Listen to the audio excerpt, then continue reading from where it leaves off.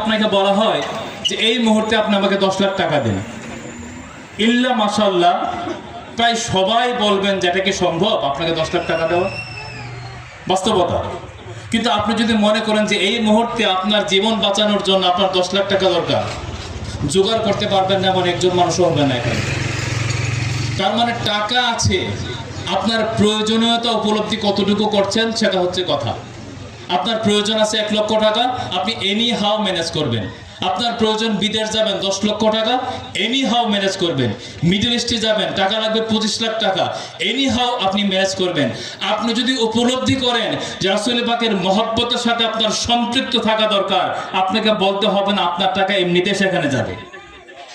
এখন বিষয় হচ্ছে শানে রাসালাতের সাথে, তাজেদারে মদিনার সাথে, ফয়জানে মদিনার সাথে, হুজুর গাউসে পাকের দামানের সাথে, হুজুর খাজা গরিবে নওয়াজের দামানের সাথে আপনি নিজেকে সম্পৃক্ত রাখার কতটুকু প্রয়োজনীয়তা আপনি উপলব্ধি করেছেন সেটা আপনার কাজ প্রমাণ করবে।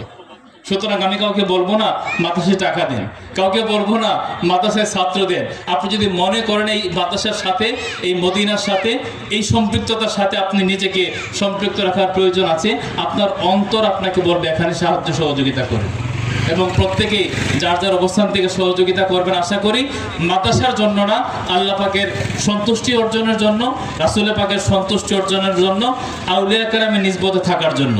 এবং ইসলামে যারা আছেন বিশেষ করে তাদেরকে আমি অত্যন্ত সৌভাগ্যবান বলবো এই জন্য যে আপনারা আজকে আহলে সুন্নাত ওয়াল জামাত, শানে রাসালাত এবং হুব্বে নবীর একটা পরিবেশে আপনারা আমন্ত্রিত হয়েছেন।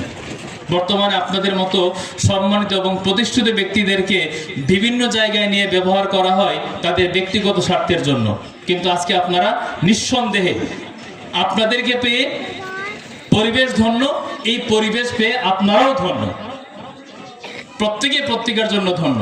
আল্লাহ পাক রব্বুল আলামিন আমাদের পরবর্তী সময়ের কাজের মাধ্যমে, মাদ্রাসার সাথে নিজেকে সম্পৃক্ত রাখার মাধ্যমে আল্লাহ পাক রব্বুল আলামিন আমাদের দুনিয়া এবং আখিরাতের কামিয়াবি নসিব করুক।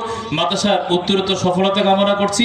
আমাদের ছোট ভাই যে উদ্যোগ নিয়েছেন তাকে আন্তরিক মোবারকবাদ, ধন্যবাদ জানাচ্ছি এবং আমরা যার যার অবস্থান থেকে সর্বাত্মক সহযোগিতা প্রদানের আশ্বাস প্রদান করে আমি আমার সংক্ষিপ্ত বক্তব্য শেষ করছি। আসসালামু আলাইকুম ওয়া রাহমাতুল্লাহ।